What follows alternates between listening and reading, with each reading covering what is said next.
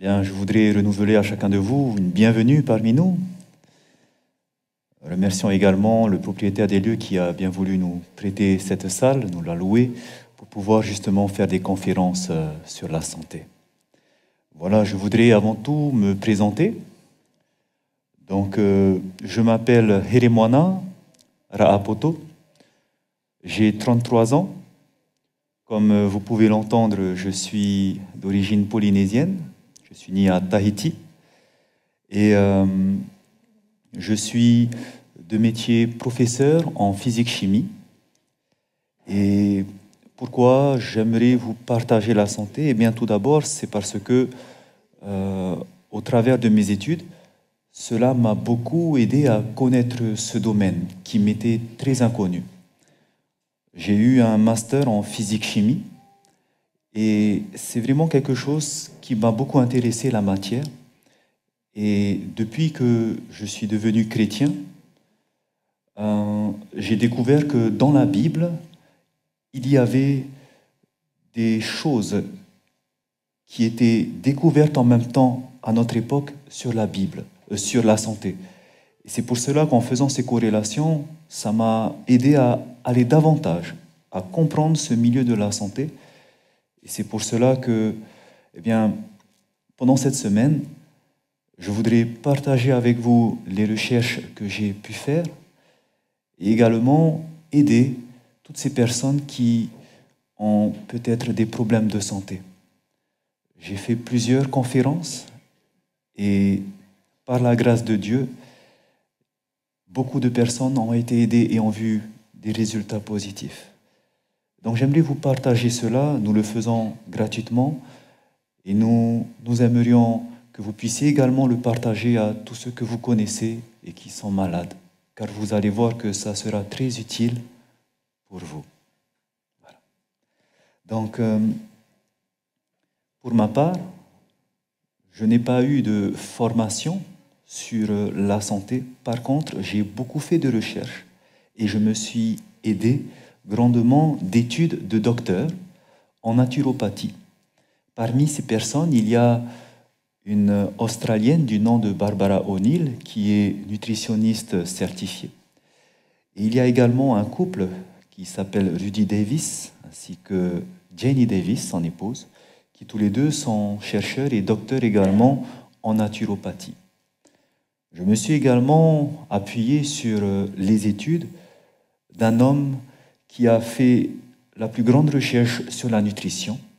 Il s'agit de Colin Campbell, qui a fait l'étude la plus longue sur 20 ans. Il a étudié la population chinoise et la population américaine, ce qui représente à peu près 880 millions de personnes. Et au travers de ces statistiques, eh bien, nous allons retirer beaucoup d'enseignements.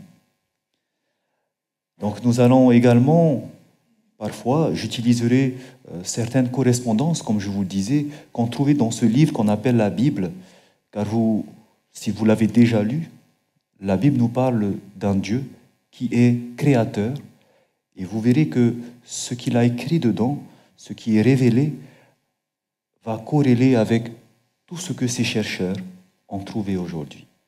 Voilà. Donc, nous allons tout de suite entrer dans notre premier sujet, qui s'intitule « La santé dans les aliments ». Nous allons comprendre ce soir pourquoi est-ce que nous mangeons. Pourquoi avons-nous besoin de nous alimenter? Eh bien, tout d'abord, sachez que si nous mangeons, c'est parce que nous avons besoin de glucides, cette famille de nutriments qui sont ce qu'on appelle notre carburant. Pour pouvoir avoir de l'énergie tous les jours, ce sont les glucides que nous allons chercher dans les aliments. Qu'est-ce que sont les glucides? Si on regarde avec un microscope et qu'on pourrait les grossir au maximum, on verrait une longue chaîne composée de plusieurs petites unités, ces molécules qu'on appelle glucose.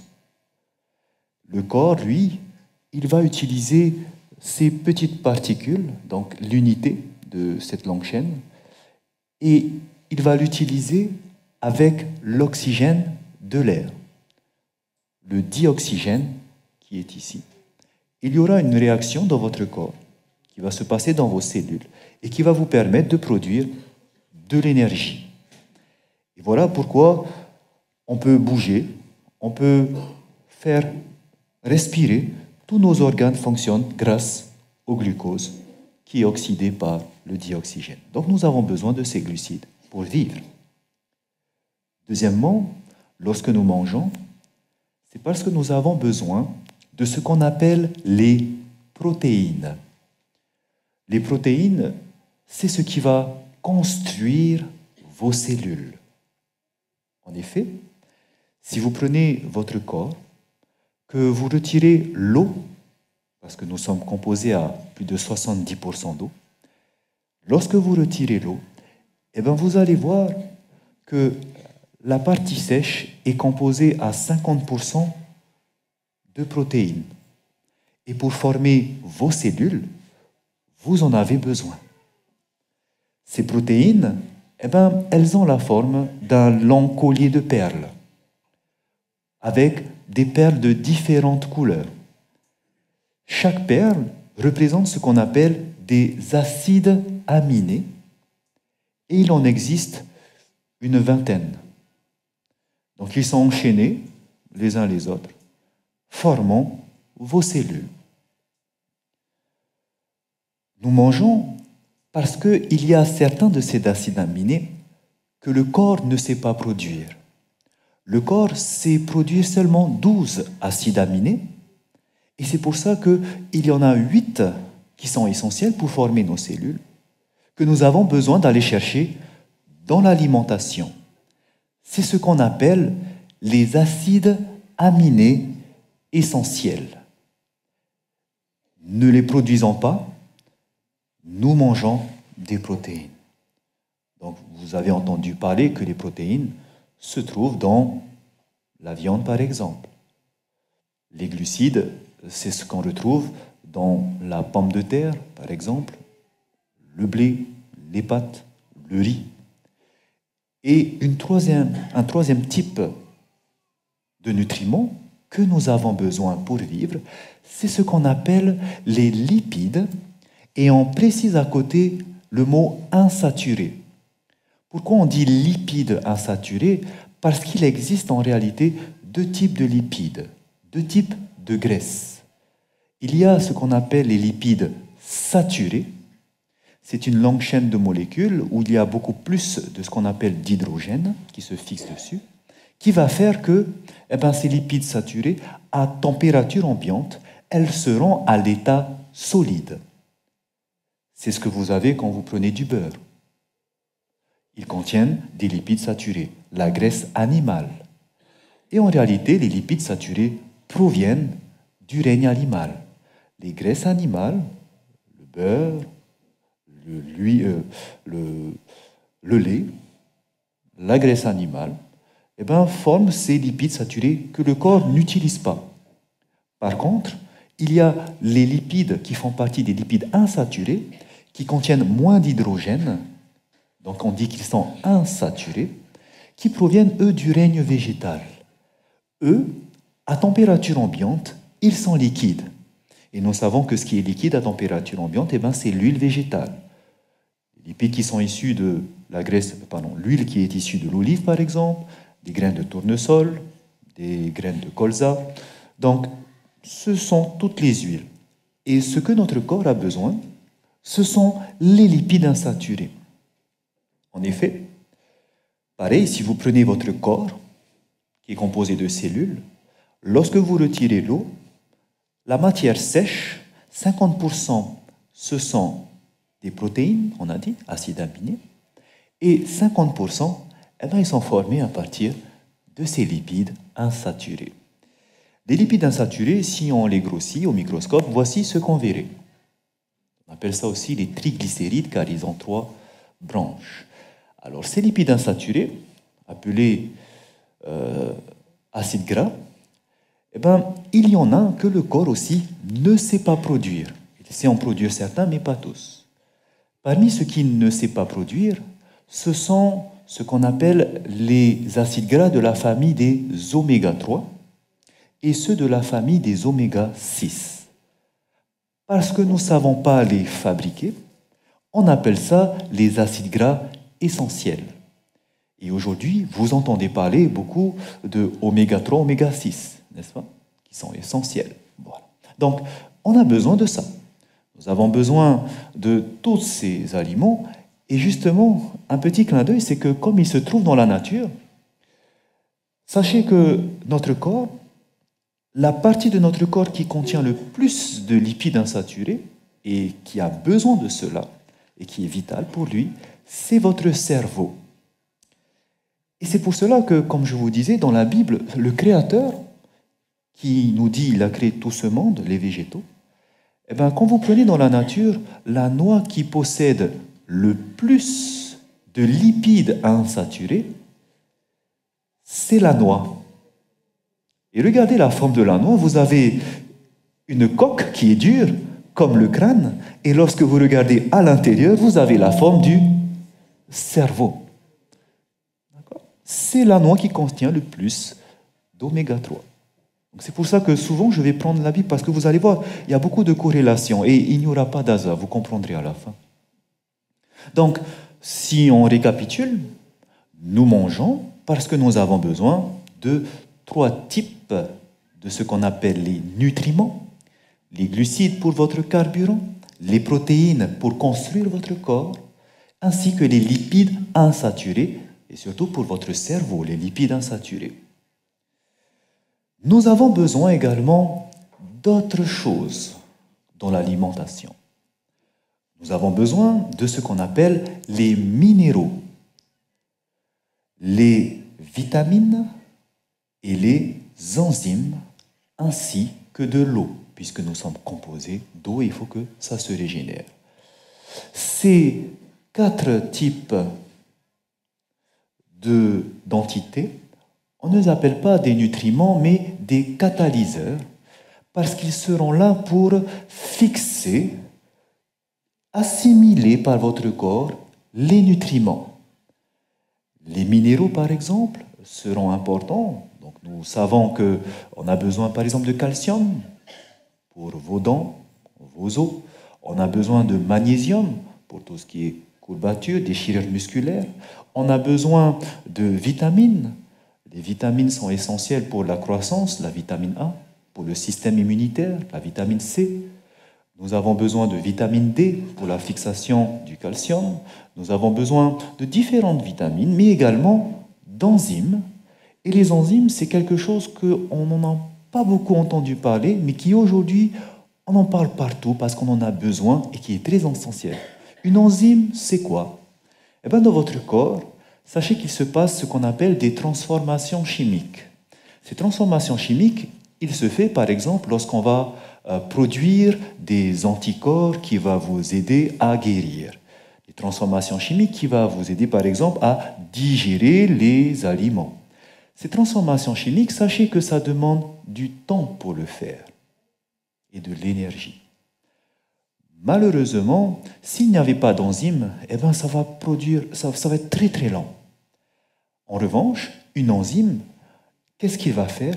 Il va accélérer jusqu'à 1000 fois plus rapidement la production, par exemple, d'anticorps pour vous aider à guérir. Les enzymes sont très importants car ils accélèrent toutes les réactions qui se passent dans votre corps. Donc voici pourquoi on parle d'enzymes et qui sont très nécessaires. Je vous disais donc qu'on avait besoin de nutriments et de catalyseurs. Et pour schématiser le rôle des catalyseurs, c'est comme si vous avez une maison, les murs étant faits de briques ou de parpaings. Pour les assembler, on a besoin de ciment. Chaque brique ou chaque parpaing, ce seront les nutriments. Et ce qui va les fixer ensemble, ce seront les catalyseurs, les enzymes, minéraux, vitamines et l'eau. Donc vous mangez pour avoir ces 7 types d'entités. Pas autre chose. Quand vous comptez le nombre 7, je vous fais également un petit clin d'œil car dans la Bible, il y a un chiffre qui revient constamment, et qu'on appelle, à force, le nombre de Dieu, c'est le chiffre 7. En effet, quand vous prenez la Bible, les passages de la Bible, quand vous additionnez en hébreu toutes ces lettres, ils sont tous divisibles par 7.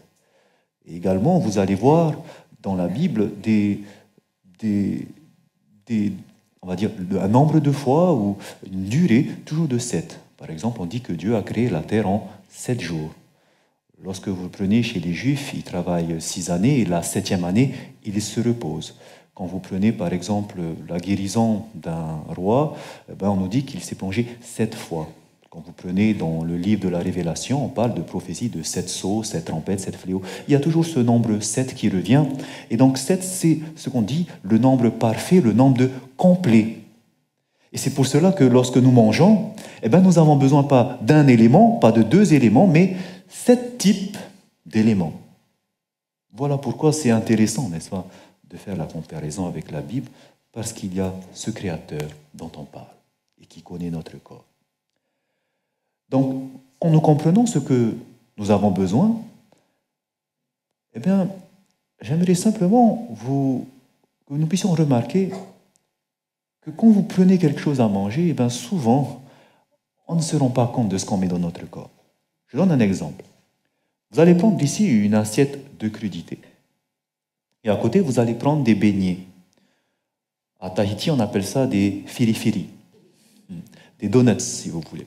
Et donc, quand vous regardez, est-ce que ce que je vais manger va m'apporter les 7 éléments? Nous allons comparer pour la crudité et pour les beignets ce qu'ils apportent.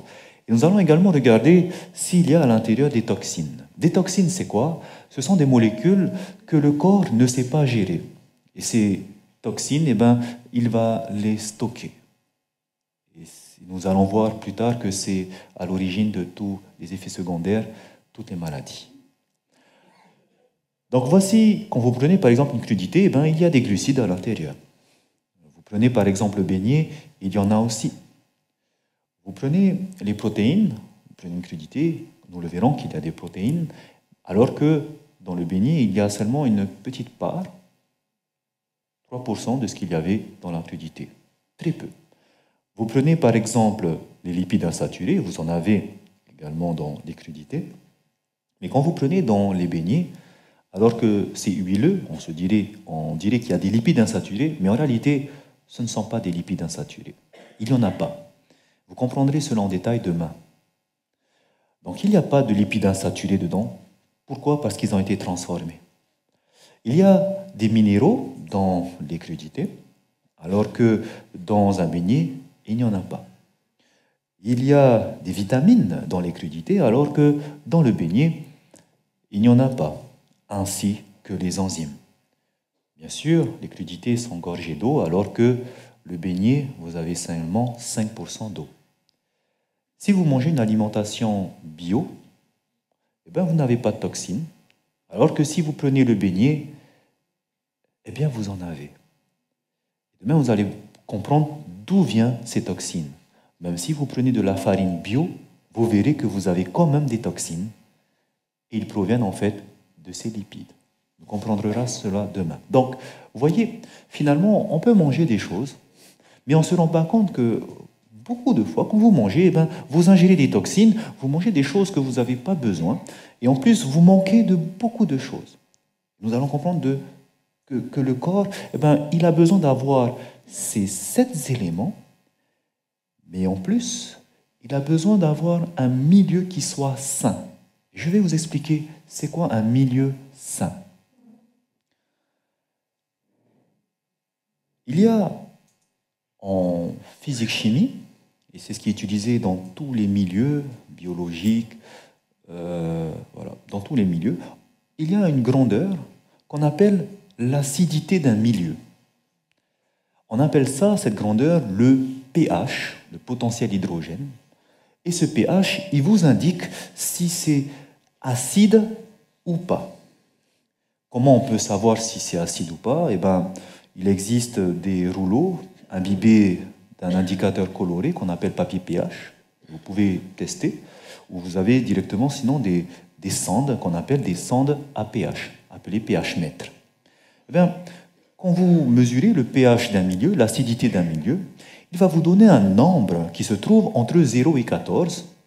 Et si vous prenez la moitié 7, eh bien, toutes les valeurs qui seront données entre 0 et 7 vont vous donner un milieu qui est acide. Si vous trouvez une valeur plus grande que 7, et le maximum sera 14, on ne peut jamais dépasser, eh bien, vous allez avoir un milieu qui est basique. On dit aussi que c'est un milieu alcalin. Alcalin ou basique, ça veut dire la même chose. Et il y a une expérience qui est intéressante. C'est là qu'on a vu que le corps a besoin d'avoir un milieu qui soit sain. Et ça veut dire quoi? Eh bien, il y a ce docteur, Joel Robbins, qui est docteur en chiropractique, naturopathe également, et il est directeur du Robbins Natural Health. Il a mené une expérience sur une population de personnes, et il a pris des personnes en bonne santé et des personnes qui étaient malades ou atteintes de cancer. Et voici ce qui est intéressant, c'est que lorsqu'il a mesuré le pH d'une personne saine, eh bien, il a vu qu'il avait un milieu qui avait toujours entre 7 et 8. Autrement dit, ce n'est pas un milieu acide, mais on dirait un milieu alcalin. C'est le pH d'une personne en bonne santé. Pour ce faire, soit on prélève la salive, soit c'est l'urine qu'on mesure le pH. Donc, on mesure ce pH pour les personnes en bonne santé, alcalin. Mais lorsque maintenant ils vont prendre les personnes qui sont malades ou atteintes de cancer, il va voir qu'il y a toujours le même résultat. Le pH de ces personnes ne sera pas alcalin, mais il sera acide, et l'acidité du milieu sera inférieure à 5,7 pour ceux qui seront atteints de cancer. Alors je m'explique. Concernant l'acidité, plus vous allez vers 0, plus le milieu sera acide. Et ces personnes atteintes de cancer ont une acidité plus grande que ceux qui sont simplement malades, puisqu'il est inférieur à 5,7. Et pourquoi ils sont malades à ce moment-là? Pourquoi ils atteignent le cancer? C'est parce qu'à ce milieu-là, les enzymes, comme on en a parlé, vous vous souvenez, ce qui va accélérer les guérisons pour produire vos anticorps, les enzymes dans ce milieu, ils sont inactifs. Ils ne peuvent pas faire leur travail. Du coup, les guérisons, on ne guérit pas, ça met du temps. Même certains en meurent. Donc, l'acidité est très importante. Il faut que nous ayons un milieu sain. Et comment le faire? C'était rapide pour le savoir. En effet, l'acidité de votre milieu va dépendre directement de ce que vous amenez dans votre corps, c'est-à-dire au travers de l'alimentation. Et maintenant, une batterie de tests ont été faits.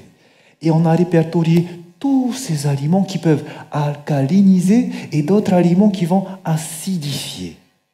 Et regardez ce que finalement il faudrait manger et ce qu'il ne faudrait pas manger. On va commencer par ces aliments qu'on appelle acidifiants. Pourquoi on dit acidifiant? Parce que vous prenez un aliment, l'idée ce n'est pas de mesurer le pH de l'aliment, parce que le pH de l'aliment, ce n'est pas le pH qui va se retrouver dans votre corps. C'est lorsqu'il va se décomposer que la matière qui le compose va influencer après sur votre corps.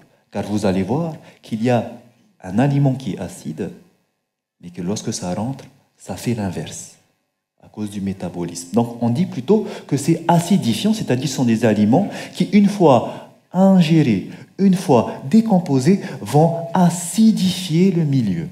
Okay? Voici ces aliments qui sont acidifiants. Nous allons commencer par ce qui acidifie le moins. On comprend alors que ce sont des aliments qu'il faudra en manger parce que vous allez voir, on en a besoin, mais pas en grande quantité, pas que ça. Les premiers aliments qui acidifient le moins, ce sont les céréales et les légumineuses que nous faisons cuire. Les céréales, c'est-à-dire le riz, c'est-à-dire le blé, donc pâtes, pain, etc. Quand nous les cuisons et que nous les mangeons, ils vont acidifier. Quand on parle des légumineuses, les légumineuses, ce sont les pois cassés, les haricots, haricots secs, haricots rouges, blancs. Ce sont des aliments qui, ingérés, vont acidifier. Il y a par contre des exceptions. Parmi les exceptions des céréales qui n'acidifient pas, mais qui vont alcaliniser, il y a la quinoa, le millet et la famille des blés anciens, c'est-à-dire le sarrasin, l'amarante, l'épeautre et le kamut. Ces aliments, c'est bien à savoir, ils vont pouvoir alcaliniser directement. Parmi les légumineuses qui vont alcaliniser, vous avez comme exception les lentilles, les haricots de Lima et le soja. Ce seront les seules légumineuses qui, en ingérant, vont vous apporter un milieu sain pour votre corps. D'autres aliments qui vont acidifier, ce sont tous les fruits et les légumes que vous allez cuire. Et je vais préciser la cuisson. C'est une cuisson qui se fait, par exemple, à la poêle ou dans une marmite. Cette cuisson-là, ça va acidifier. Demain, on en parlera aussi. Vous avez la famille des produits laitiers. Le lait, les yaourts, les crèmes, le beurre. Tous ces produits vont acidifier un petit peu plus votre corps que les fruits et les légumes et que les céréales. D'autres produits qui vont acidifier encore plus que les produits laitiers, vous avez le sucre. Sucre blanc, sucre roux, c'est la même chose d'ailleurs. Et ils acidifient. Il y a également des sucres qui font l'inverse, mais il ne faut pas en abuser. Si vous voulez sucrer, vous pouvez prendre du sirop d'érable parce que c'est le seul, on va dire, sucre, entre guillemets, qui va alcaliniser. Le miel est bon, mais il acidifie légèrement votre corps, moins que le sucre blanc d'ailleurs. Donc, il y a également autre chose qui acidifie plus que le sucre, ce sont les viandes. Quand je parle de viande rouge, viande de bœuf, je parle de viande blanche, comme par exemple la volaille, ou de poisson.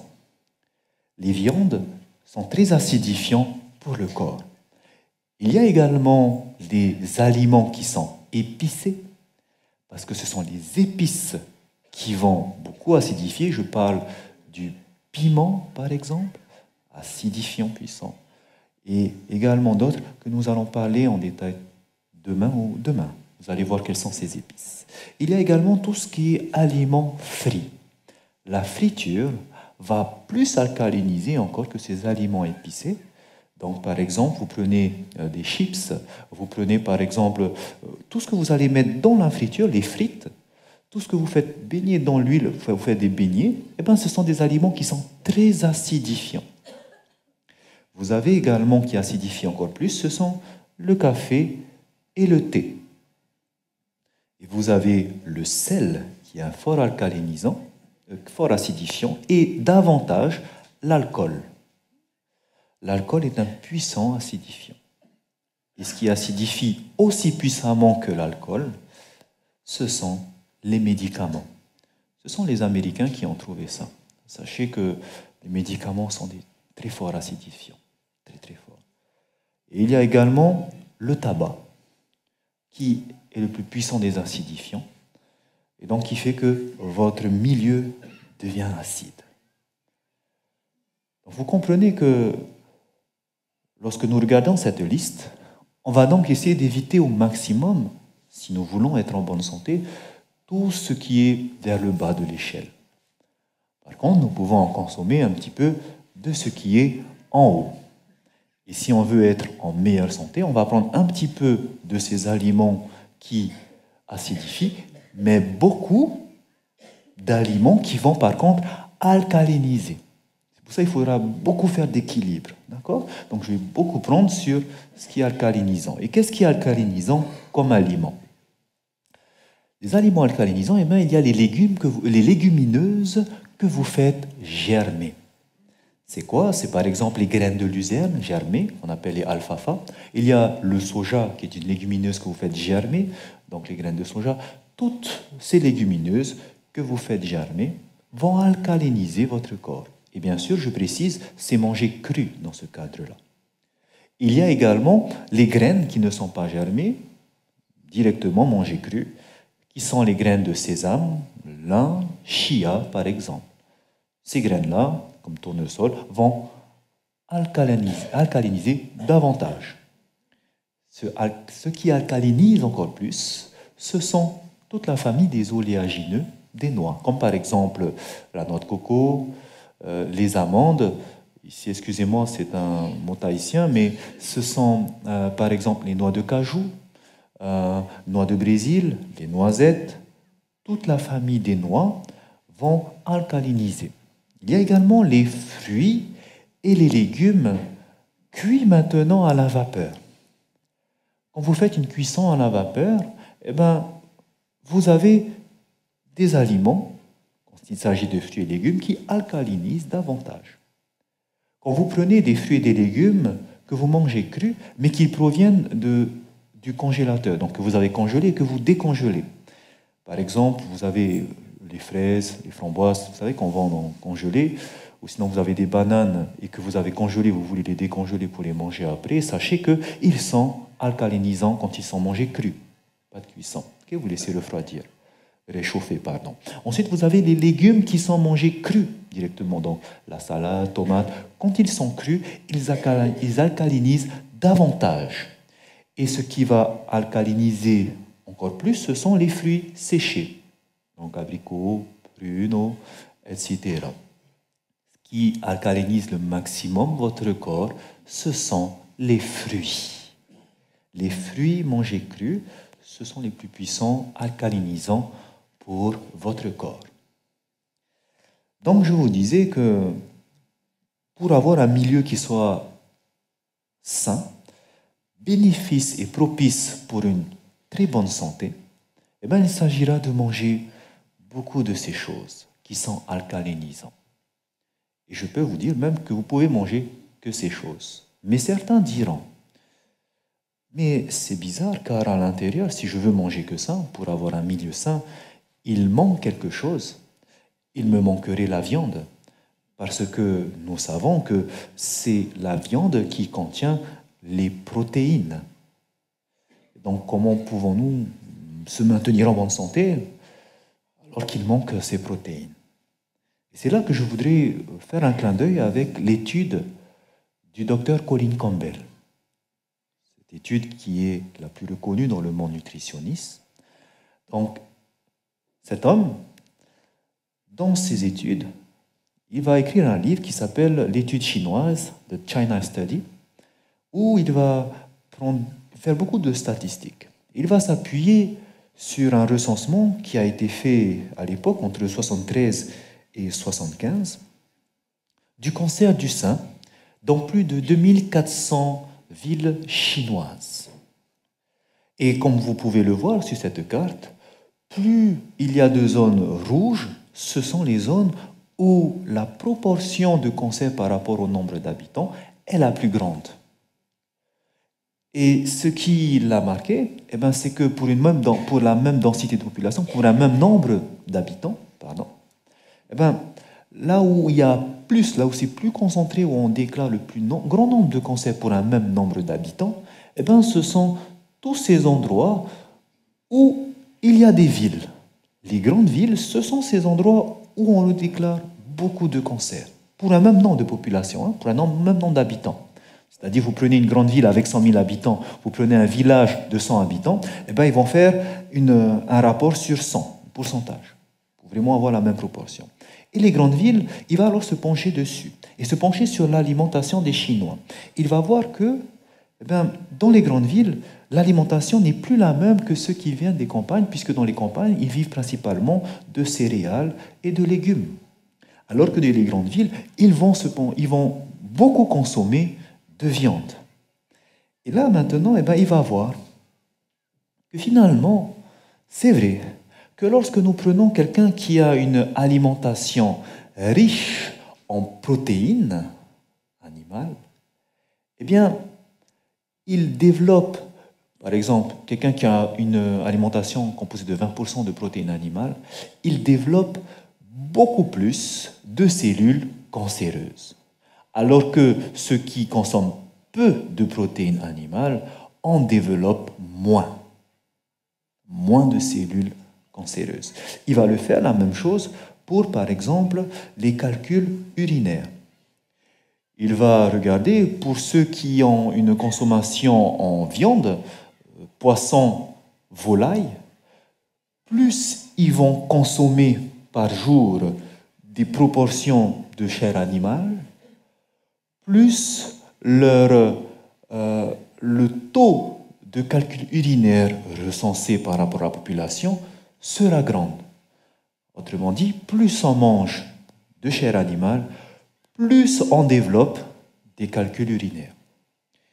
Il va le comparer, ces chiffres, avec la Chine, également dans le monde, pour voir si vraiment c'est la consommation de viande qui est directement liée à ça. Eh bien, ça se rappuie en effet, puisque concernant les pays, les plus grands consommateurs de viande, eh bien, sont par exemple tous ceux qui sont là. Plus vous allez ici vers la droite, plus ce sont des grands consommateurs de viande. Eh bien, la Nouvelle-Zélande, par exemple, qui est en tête, eh bien, cette population qui consomme le plus de viande, eh bien, ils sont placés plus haut dans l'échelle puisqu'on recense un nombre plus important de cancers du côlon chez les femmes. Donc on voit que ce n'est pas seulement en Chine, mais même dans le monde, que plus on consomme de viande, plus on développe de cancers, parce que les cellules cancéreuses se développent. Et ce qui est extraordinaire pour Colin Campbell, et il le citera dans un journal, c'est qu'il y a une auteure qui est chrétienne et qui a déjà écrit ces choses il y a plus de 160 ans. Je voudrais la mentionner parce que nous allons également utiliser ses écrits. Donc, Colin Campbell parlait de cette femme qui s'appelle Ellen White. Il dira ceci. Ça ne sera pas lu dans le New England Medicine Journal, donc un journal scientifique très reconnu en Angleterre, très pointilleux. Il dira ceci. « Je ne connais personne qui ne soit plus au point qu'Ellen White. Compte tenu de son contexte, c'est vraiment une femme surprenante. Ellen White, c'est une femme en effet qui a vécu il y a une centaine d'années, entre 1827 et 1915, et qui a écrit un livre, Conseils sur la nutrition et les aliments, et d'autres livres. Cette femme était, elle le dit, était directement inspirée par Dieu, donc le Créateur, celui dont on parle dans la Bible. Et voici ce qu'il va dire au sujet de cette femme qui a été inspirée par Dieu. Il dira ceci, que je suis convaincu que 100% de ces déclarations sont maintenant solidement soutenues par l'évidence scientifique de ces 20 à 30 dernières années. Tout simplement parce que la nutrition, les recherches sur la nutrition sont des recherches qui sont très récentes. Et aujourd'hui, ce qu'elle a écrit aujourd'hui, tout est vérifié par la science. Et c'est pour ça qu'on va utiliser directement ses écrits, et vous allez voir, c'est directement en corrélation, parce que ce qu'elle dit est inspiré d'un être supérieur. Voici ce qu'il dit, c'est absolument clair pour moi qu'il est temps de partager cela par tous les moyens que nous le pouvons.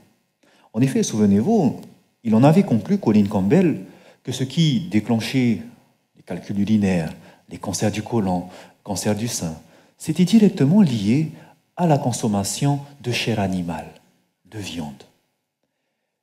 Aux États-Unis, où Ellen White a vécu, elle avait déjà déclaré, il y a plus de 100 ans. Voici ce qu'elle disait. Par exemple, dans son livre « Conseils sur la nutrition et les aliments », à la page 494, elle dira ceci. « On mange tellement de viande dans ce pays, aux États-Unis, qu'hommes et femmes en deviennent immoraux.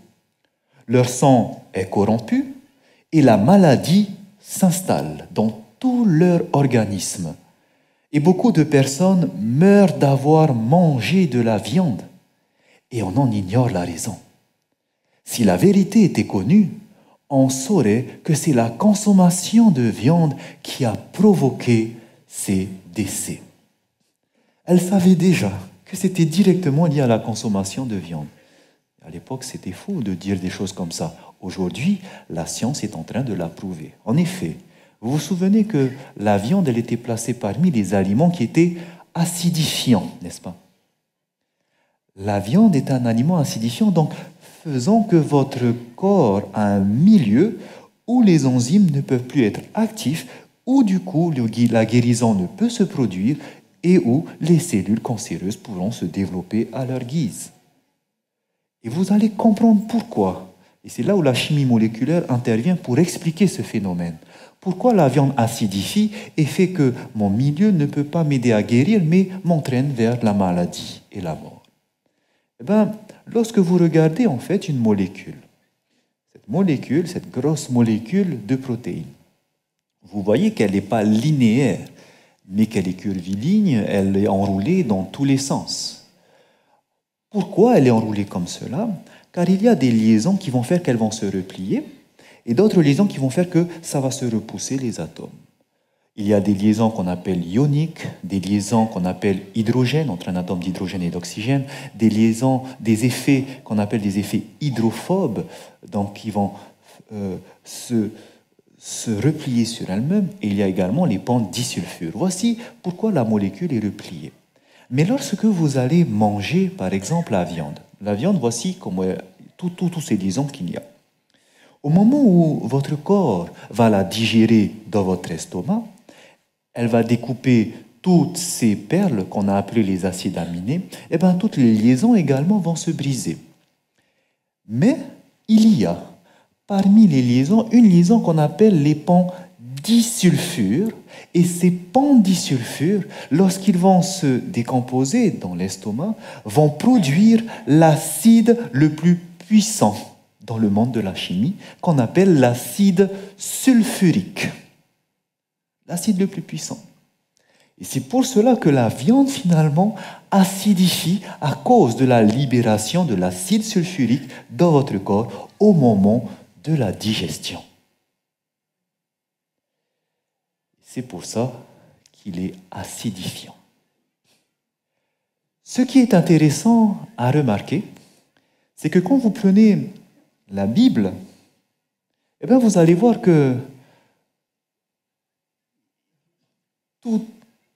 tout a déjà été prévu. En effet, je vous disais qu'il y a un créateur qui a créé l'homme. Le premier homme, Adam, et la première femme, Ève. Et regardez, lorsqu'il va créer, ce qu'il va dire. Il dira ceci, et Dieu dit, « Voici, je vous donne toute herbe portant de la semence, et qui est à la surface de toute la terre, et tout arbre ayant en lui du fruit d'arbre et portant de la semence, ce sera votre nourriture. » Dans le livre de la Genèse.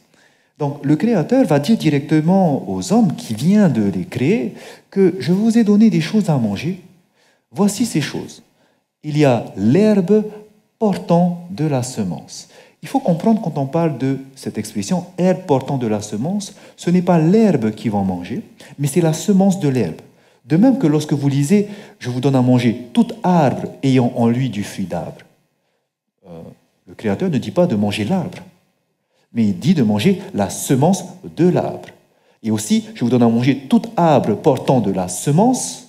Ce sont donc des arbres qui portent de la semence. Ce n'est pas l'arbre qu'il faut manger, mais c'est la semence. Donc, si on récapitule, c'est quoi ces trois types d'aliments que le Créateur, Dieu, leur a dit de manger? Eh bien, ce sont les semences des herbes. La semence de l'herbe, ce sont les graines. Par exemple, l'herbe, vous avez les fleurs qui donnent le colza, les fleurs de colza, le tournesol, les graines. Vous avez, par exemple, l'herbe comme les lianes qui vont donner des haricots, donc les légumineuses, les graines, la semence. Cette semence qui, on sait que quand ça tombe en terre, on peut avoir une autre plante. Donc ces semences-là, ce sont la famille des céréales, des légumineuses. Okay. Ensuite, on nous dit, je vous donne aussi à manger tout arbre ayant lui du fruit. Donc, qu'est-ce qu'ils vont manger? Le fruit des arbres. les fruits, et aussi tout arbre portant de la semence. Alors, c'est quoi ces arbres qui portent de la semence, qui fait que quand ça tombe en terre, il y a un autre arbre qui peut pousser? Eh bien, ce sont tous les oléagineux. Par exemple, le coco, la noix de coco. On sait que quand la noix tombe en terre, eh bien, notre cocotier peut pousser. Vous avez les noix de toutes les noix. Donc, il y a les oléagineux. Voici donc l'alimentation que le Créateur a donnée aux premiers humains. Et la Bible nous dit qu'à un moment donné, eh ben, ils se sont écartés du plan du Créateur. Ils ont péché, comme on dit. Au moment où ils ont péché, eh ben, la race humaine va commencer à pouvoir mourir, parce qu'avant, ils ne mouraient pas. Et c'est pour cela qu'à ce moment, Dieu va leur donner une autre alimentation. Ajouté à cela, il dira, il te produira des épines et des ronces, et tu mangeras de l'herbe des champs.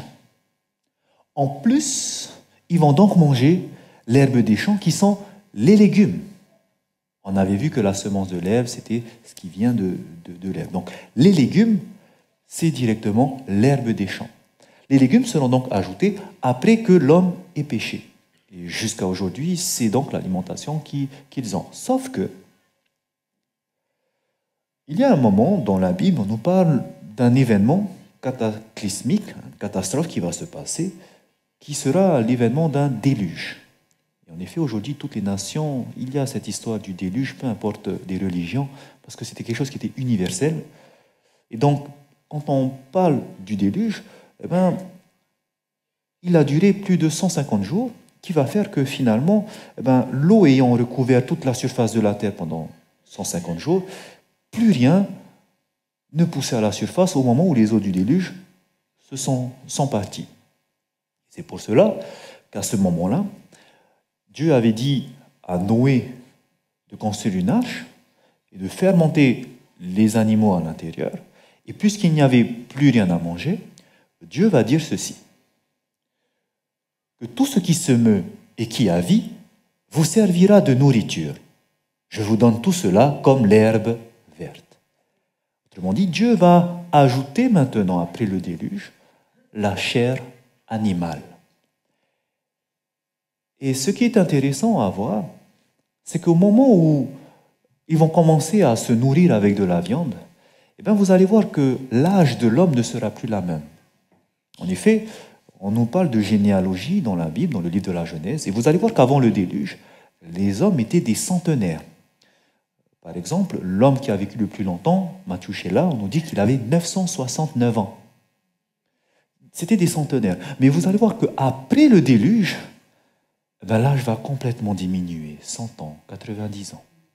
L'âge va complètement décroître au moment où la viande a été insérée.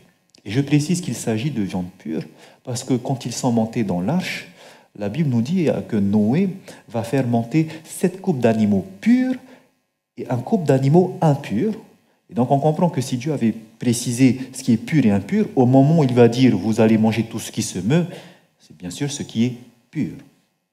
Donc lorsque on compare l'alimentation de l'homme, selon la Bible, on comprend que ce qu'il faudrait que l'homme puisse manger aujourd'hui et que Dieu aimerait, le Créateur, que nous mangeons, eh bien, ce sont les graines, les fruits, les oléagineux, mais les légumes également, puisque nous sommes tombés dans le péché. C'est intéressant. Regardez bien ces catégories. Graines, c'est-à-dire céréales légumineuses, fruits, les noix et les légumes. Voici l'alimentation que le Créateur donne à l'homme. Or, si vous regardez dans les aliments alcalinisants, qu'est-ce qu'on trouve? Légumineuses, graines, céréales, noix, fruits, légumes. Tous ces éléments qui nous sont donnés sont donc des aliments qui sont les plus sains pour notre corps. La viande, nous avons vu que ça fait partie des aliments acidifiants. Et donc, on voit que le Créateur de la Bible, Dieu, comme on dit, veut prendre soin de ses créatures. Voici l'alimentation qu'il offre à l'homme déchu. Mais certains pourront se dire toujours, mais comment alors ils font? Comment est-ce qu'on pourrait faire avec les protéines? Puisque nous avons vu que la science nous a montré qu'ils sont acidifiants et permettent d'avoir un milieu propice au cancer. Comment faire? Eh bien, j'aimerais simplement que vous puissiez regarder et consulter ce tableau que nous avons dans le China Study, où on va regarder la composition de deux régimes. Un régime à partir de plantes, c'est-à-dire on va prendre des parts équivalentes de tomates, épinards, haricots de Lima, des pois et des patates. Et à côté, pour la même quantité d'énergie, 500 calories, une alimentation à base de chair animale, donc bœuf, porc, poulet et de lait entier. Et regardez maintenant la quantité de protéines. Quand on regarde la quantité de protéines, vous avez pour le régime à base de végétaux et pour la partie animale, quasiment la même quantité de protéines. Alors, la réponse est directe. Est-ce qu'il y a des protéines dans les végétaux? Oui, il y a des protéines. Et c'est ce qu'on appelle les protéines végétales. Aujourd'hui, malheureusement, on apprend à l'école, parce que je suis enseignant, je le sais que les protéines, c'est dans les viandes, poissons, poulets. Mais sachez que ce n'est plus ce que les études nous montrent. Sachez que ceux qui étudient aujourd'hui dans les universités n'étudient pas ça. Je le sais parce que j'ai des amis qui sont professeurs de biologie, de sciences de la vie et de la terre, ils n'étudient pas ça. Donc il y a un décalage entre ce qu'on apprend à vos enfants et ce que la science aujourd'hui a actualisé. Donc c'est pour ça qu'il est bon de savoir ce qu'il y a réellement. Les études nous montrent qu'il y a des protéines végétales en quantité équivalente avec les protéines animales, dans une même quantité de nourriture. Et les protéines végétales, regardez où est-ce qu'on en trouve le plus. Par exemple, vous prenez la quinoa. Vous prenez pour 100 grammes d'aliments, vous prenez des œufs. Les œufs contiennent 12 grammes de protéines. Eh bien, vous en avez plus dans la quinoa pour la même masse d'aliments ingérés. Vous prenez par exemple la viande de bœuf. La viande de bœuf, pour 100 grammes de viande, vous avez 18 grammes de protéines, parce que le reste c'est de l'eau, 18 grammes. Eh bien, vous avez plus dans les pois chiches, dans les graines de courge et tout ce qui est au-dessus. Vous prenez le poisson et les volailles, vous avez 20 grammes, autant que dans les graines de chia, pour la même masse. Vous en avez plus, par contre, dans le fenugrec, plus dans les graines de chanvre, plus dans le soja, et ce qu'il y a le plus, c'est la spiruline. On comprend alors que, finalement, le règne végétal possède plus de protéines que dans le règne animal. Beaucoup plus. Ça, c'est ceux, par contre, qui contiennent le plus, parce que vous allez voir que d'autres aliments, d'autres végétaux, ne contiennent pas la même quantité. Mais il est bon de savoir ceux qui contiennent beaucoup de protéines végétales. Et une bonne nouvelle, c'est que les protéines végétales, bien sûr, ils ont la même forme que les protéines animales, ce sont des longues chaînes d'acides aminés, mais la différence, c'est que nous avons vu qu'il y avait cette liaison du pendisulfure qui, en se décomposant, va acidifier le corps. Vous vous souvenez? Eh bien, ce qui est formidable, c'est que lorsque Dieu va dire à l'homme, vous allez manger tout ce qu'il y a dans le règne végétal, eh bien, le Créateur a fait en sorte que lorsque vous regardez au microscope ces molécules, il n'y a pas de pendisulfure. C'est pour cela que les protéines végétales n'acidifient pas votre corps. Il n'y a pas de hasard. Il y a vraiment un être supérieur que nous ne voyons pas, qui a déjà tout préparé et qui sait quel est le meilleur et qui nous oriente vers ce règne végétal pour nous nourrir.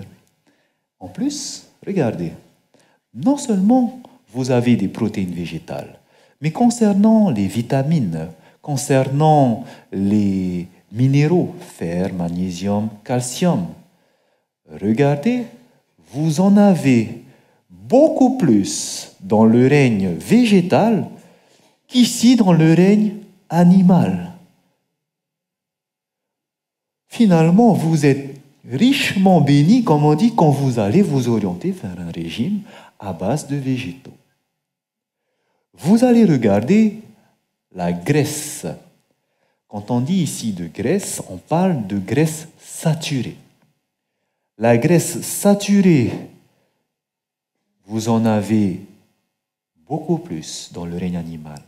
Aujourd'hui, les études ont montré qu'une alimentation riche en graisse saturée, en graisse animale, c'est une alimentation qui favorise les maladies cardiovasculaires. Car il y a un excès de sécrétion de cholestérol qui vont commencer à rigidifier les parois de vos vaisseaux sanguins. Et c'est ça, les graisses qu'il faut vraiment éviter. C'est ce que vous en avez là quand vous prenez le règne animal. Donc finalement, on est beaucoup plus, on est beaucoup plus béni lorsqu'on prend cette alimentation à base de végétaux. Et c'est ce qu'a montré Colin Campbell concernant le cholestérol. Il a montré qu'en étudiant la population chinoise, maintenant dans toute sa globalité, pas dans les villes, donc vous prenez par exemple aux États-Unis d'Amérique. Aux États-Unis d'Amérique, les personnes mangent plus de protéines animales. D'accord ? Ils mangent beaucoup de protéines animales par rapport aux protéines végétales. Okay ? Donc ce qui est clair, c'est les végétaux. Ce qui est rouge, c'est la chair animale. Alors qu'en Chine, sur toute la population maintenant, en moyenne, ils mangent moins de protéines animales, mais plus de protéines végétales. Et quand il va prendre ces deux populations et qu'il va regarder leur taux de cholestérol, il va voir que le taux de cholestérol chez les Chinois est très inférieur comparé à ceux qui sont aux États-Unis. Pourquoi ? Parce qu'ils n'ont pas cette graisse saturée. Et donc on voit que finalement la viande est mauvaise pour notre corps, pour des raisons qu'elle va acidifier notre corps, propice au développement de maladies et de cancers. En plus, va apporter des graisses saturées, ce qui va favoriser le développement des maladies cardiovasculaires. Et en plus, aujourd'hui, pire, puisque maintenant, comme vous le savez, les bêtes étant malades, on les injecte. Voilà, vous savez, tout ce qui est antibiotiques. Et l'alimentation qu'on leur donne, qui n'est pas une alimentation saine, va faire que toutes ces maladies se retrouvent dans leur sang, dans leurs cellules. Et quand vous mangez cela, vous injectez directement ces choses. Et ça va aggraver encore votre situation quand vous mangez de la viande. Par contre, tout le règne végétal, c'est ce que nous avons besoin. En effet, voici ce qu'elle a déclaré, cette dame, Ellen White. Elle dira dans son livre que les céréales, les fruits, les oléagineux et les légumes sont les aliments que Dieu nous offre. À l'état naturel, ou apprêtés d'une manière très simple, ils constituent le régime le plus sain et le plus nourrissant. Ils donnent une force, une endurance et une vigueur physique et intellectuelle qu'une nourriture plus compliquée et plus stimulante ne saurait jamais fournir. Donc, c'est l'alimentation dont nous avons besoin. Elle est alcalinisante, elle va nous amener tout ce dont nous avons besoin. Par contre, parfois, vous entendrez parler, mais il faut manger un peu de viande parce qu'il manque les acides aminés essentiels dans les légumes. En effet, quand on prend la viande, il y a tous les acides aminés dedans, c'est les cellules animales. Donc on va prendre directement leurs cellules. Donc est-ce qu'il y a tous les acides aminés essentiels dans les végétaux ? Regardez, pour le savoir, c'est simple. Prenez des études qui vont vous montrer la composition en acides aminés essentiels et regardez la proportion dans les végétaux. Sachez qu'il y a des végétaux qui possèdent en même temps tous les acides aminés essentiels. Dans certains végétaux, vous avez seulement une proportion, mais il y a des végétaux qui possèdent tous les acides aminés essentiels en même temps, les 8. Il s'agira, par exemple, des haricots, des brocolis, des carottes, des flocons d'avoine, du concombre, céleri, la laitue, le maïs, les poivrons verts, les pommes de terre, les tomates, le riz brun. Ils ont tous les 8 acides aminés essentiels. pas de souci alors concernant acides aminés essentiels. Mais, comme je vous le disais, certains légumes, ils possèdent une plus grande part de certains acides aminés et parfois pas d'un autre acide aminé essentiel. Et c'est pour cela que le conseil que je vous donne, si vous voulez vous orienter vers ce régime qui va vous faire beaucoup de bien, eh bien, c'est que quand vous allez manger vos légumes, c'est de varier les légumes, puisqu'ils vont chacun vous amener différentes proportions de ces acides aminés essentiels. Et en variant, eh bien, vous aurez tout ce qu'il vous faut. Ça va se compléter. Et un conseil pour pouvoir varier vos légumes, eh bien, c'est de prendre de différentes couleurs. En effet, la couleur est directement liée aux vitamines présentes et aux minéraux. C'est ce qui va donner la couleur de vos aliments. Et donc, en variant vos couleurs, vous prenez 2-3 couleurs, par exemple des tomates, vous prenez par exemple une betterave, vous prenez par exemple des concombres. Et bien, quand vous faites ensemble, vous avez tous les acides aminés. Donc, je parlais tout à l'heure qu'il y en a qui ont tout, par exemple tomates, bien sûr, laitue, céleri, ils ont déjà tous les acides aminés. Donc ça, il n'y a pas de souci. Vous pouvez les manger directement. Et c'est ce que nous conseillait Ellen White. En effet, elle dira, variez vos menus. Variez. Il faut avoir différents types d'aliments pour apporter un peu plus d'un autre concernant les acides aminés. Et elle dira que l'on ne voit pas sur votre table, repas après repas, et jour après jour, les mêmes plats, préparés de la même manière. Il faut varier, car l'organisme est mieux nourri si l'alimentation est variée. Par contre, une erreur à éviter, c'est justement de trop varier. Puisqu'on sait qu'il faut varier, on va prendre 5-6 couleurs et on va prendre 6 différents légumes, on va faire une grande salade. Sachez que là, le corps, il ne sait pas gérer. Quand vous amenez trop d'aliments, différents types d'aliments, lors de la digestion, le corps, il va fatiguer. Au lieu de que ça vous apporte de l'énergie, ça vous épuisera. Donc il faut éviter par contre de trop varier. C'est ce qu'elle nous a déjà conseillé. En effet, elle dira, ne servez pas une trop grande variété d'aliments au même repas. 3 ou 4 sont plus que suffisants. Au repas suivant, vous pourrez changer. D'accord ? Si vous avez beaucoup de fruits à la maison, mangez par exemple 2 types de fruits à un repas, et si vous avez besoin d'un autre, le lendemain ou le soir, vous prenez 2 autres fruits, au lieu de mettre les 4 en même temps. Okay? C'est simple, pour pouvoir varier. Si vous avez différents légumes, prenez 3 légumes pour ce repas, et pour le repas suivant, les 3 autres légumes, au lieu de mettre les 6 légumes en même temps. C'est ce que cela veut dire. Et l'organisme sera mieux nourri. Une dernière chose, c'est que les personnes vont se dire, mais c'est cher par contre de manger que des légumes, que des fruits. Eh bien, cet après-midi, je voudrais vous montrer que ce n'est pas cher. Cet après-midi, j'ai fait des recherches sur des sites, donc, par exemple sur l'Institut de la statistique et des études économiques de la Nouvelle-Calédonie, donc ce sont vos chiffres. Et regardez quand vous prenez les prix. Comparez par exemple le kilo du filet de bœuf à 3 765, jambon supérieur à 2 059 francs en moyenne, le thon 3 233 en moyenne. Ce sont les prix moyens qui sont donnés directement, je les ai juste récupérés sur Internet. Par contre, prenez les pommes de terre, 277, tomates 571 le kilo, bananes 484 francs le kilo. Pour pouvoir être plus, on va dire, terre à terre par rapport à ce que nous faisons comme achat, j'ai directement, parce qu'ils ne donnaient que ça comme aliment, je suis parti sur le site de l'Observatoire des prix de la Nouvelle-Calédonie, qui est un institut qui est directement rattaché à l'ISEE, de ce que j'ai compris. Et là, maintenant, vous avez tous les prix de la Nouvelle-Calédonie pour tous les aliments. Et ce que j'ai fait, c'est que j'ai pris tous les volailles, tous les différents types de volailles, poulet, cuisses de poulet, ailes de poulet, poulet entier, et j'ai fait une moyenne. Tout ce qui est alimentation à base de porc, j'ai fait une moyenne. Tout ce qui est poisson, différents types de poissons, j'ai fait une moyenne. Et les viandes de bœuf, entrecôte, bavette, etc., j'ai fait une moyenne pour que vous puissiez considérer vraiment le prix moyen de la chair animale. Donc, viande de bœuf, 2815 en moyenne, tout type de viande de bœuf. Le porc, en moyenne au kilo, 1890. La volaille étant le moins cher, 568 francs le kilo. Et le poisson, en moyenne, tout type de poisson confondu, 1529 le kilo. Vous faites une moyenne du coût de la viande, ça vous donne 1700 francs le kilo. Voici la moyenne. Quand vous prenez, vous allez acheter votre viande. Et maintenant, j'ai pris sur les prix qui étaient au marché. Donc, j'ai pu tomber sur un site qui montrait tous les prix qu'il y avait au marché de Nouméa. Et pareil, j'ai pris tous les fruits et j'ai fait une moyenne.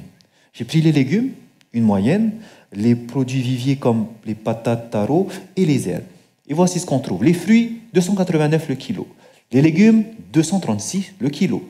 Patates, taro, etc., 379 francs le kilo.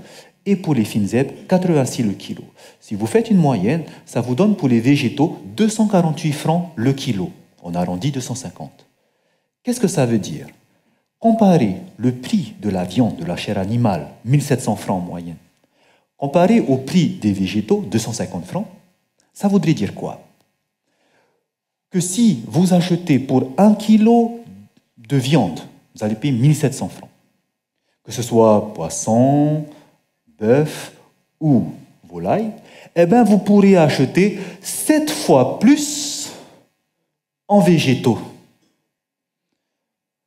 Donc vous n'aurez qu'un seul kilo de viande animale, mais avec 1700 francs, vous aurez 7 kilos, 7 fois plus, de végétaux.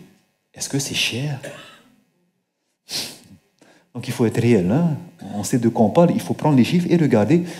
C'est beaucoup moins cher de vous alimenter avec des végétaux, des fruits, des légumes. Et en plus, il y a tout dedans. C'est bénéfique pour votre santé.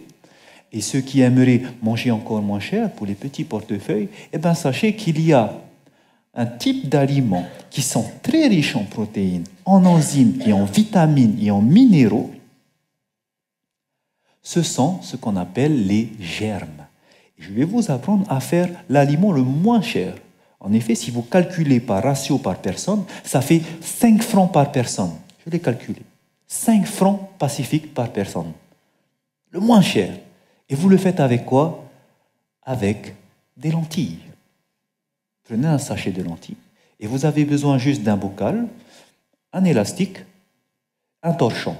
Si vous pouvez avoir ce genre de filtre qui peuvent se plier, c'est encore mieux. Si vous n'avez pas, prenez un torchon. Et ce que vous faites, c'est que vous prenez vos lentilles et que vous allez les mettre dans le bocal et vous allez tremper toute la nuit pendant 12 heures. Vous allez mettre de l'eau à l'intérieur. Vous laissez toute une nuit reposer. Vous allez mettre par-dessus votre filtre avec l'élastique et le lendemain, eh ben, vous allez vider l'eau, rincer le contenu et chavirer l'eau et laisser reposer à 45 degrés. Et vous faites ça le matin et le soir. Vous rincez le matin à votre lever, le soir vous revenez, vous rincez encore, vous inclinez. Vous allez voir que quand vous inclinez, j'ai oublié de préciser, vous le mettez à 45 degrés avec l'évacuation vers le bas pour qu'il puisse garder de l'humidité à l'intérieur. Un jour, vous allez déjà voir les germes sortir, 2 jours, 3 jours, et quand vous arrivez au 3e jour, vous allez commencer à voir les feuilles vertes qui sortent. Dès que vous voyez les feuilles qui sortent, c'est là qu'il faut arrêter et que vous allez manger ces choses. Et vous allez voir, ils sont délicieux. Vous les mettez en salade, ils contiennent beaucoup de protéines. Excellent pour la santé. En effet, vous savez, la graine, à ce moment-là, elle n'a pas besoin de terre, n'est-ce pas? Il n'y a pas la terre. Où est-ce qu'elle va chercher ses aliments? Eh bien, elle libère, lorsqu'elle est mouillée, elle libère des enzymes. Tous les enzymes, minéraux, vitamines sont libérés. Et ça, c'est ce que la plante va utiliser pour la faire grandir. Vous allez directement l'ingérer. Et c'est pour ça que c'est puissant. Ce sont des puissants aliments. Donc ça, 5 francs par personne. Voilà. C'est pour cela que c'est accessible à tout type de portefeuille. Et en plus, ça va vous accorder qu'une meilleure santé. Je voudrais vous parler d'une personne qui a fait l'essai. C'est cette personne qui s'appelle André. Comme vous le voyez, c'est quelqu'un d'obèse. Ici, il a 31 ans. Il pesait plus de 167 kilos. Ouais. Pendant tout son âge adulte, il maintenait ce poids. Il racontait que pour se peser, il ne se pesait pas chez le médecin, tellement il était énorme. Il allait à la CPS, qui est la Caisse de prévoyance sociale en Polynésie, et c'est là-bas qu'il se faisait peser et on le mettait sur un pèse-viande, carrément, parce qu'il était énorme.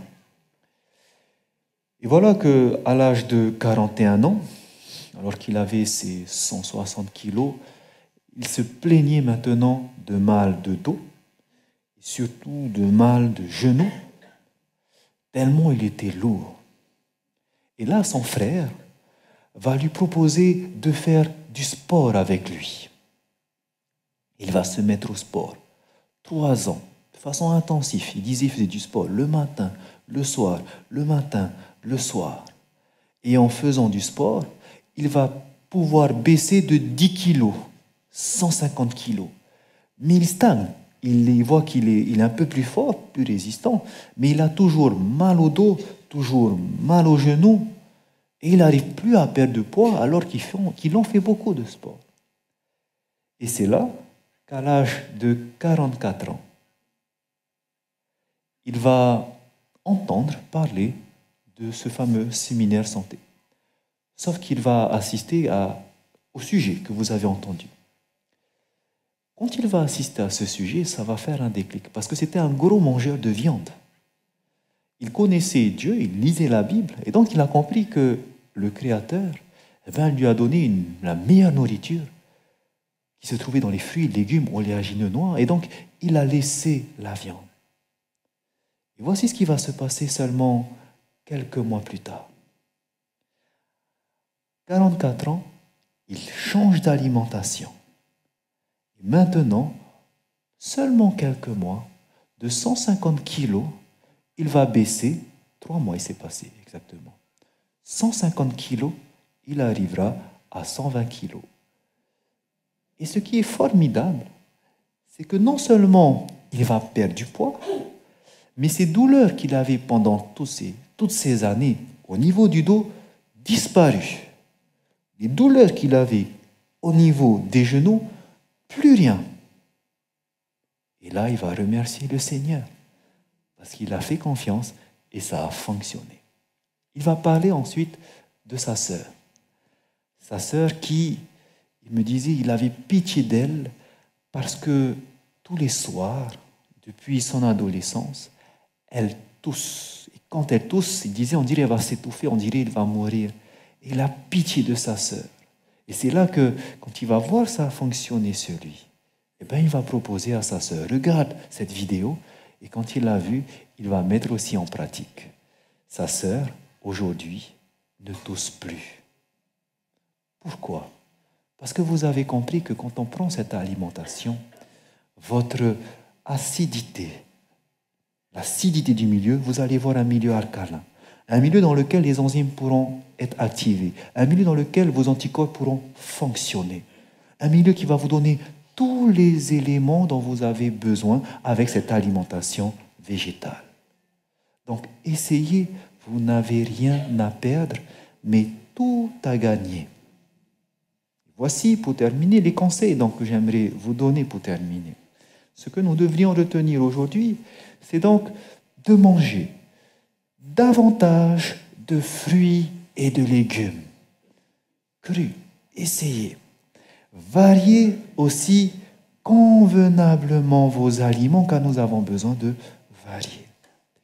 Cela, ce sont des conseils qui viennent bien sûr des scientifiques, qui viennent aussi de cette dame qui a été inspirée par Dieu et de la Bible elle-même. Et voici un dernier verset que j'aimerais vous lire, parce que ce Créateur, il désire quelque chose pour vous. Dans ce livre de Jean, l'évangile de Jean, le 3e livre de Jean, l'Épître, chapitre 1, verset 2, il nous est dit ceci: Bien-aimé, je souhaite que tu prospères à tous égards et sois en bonne santé comme prospère l'état de ton âme. Et c'est ce que moi aussi j'aimerais vous souhaiter, que vous puissiez être en bonne santé. Aujourd'hui, vous avez la clé qui va pouvoir vous aider. Maintenant, la balle est dans votre camp. Bonne soirée à vous. Merci d'avoir d'avoir participé à ce séminaire.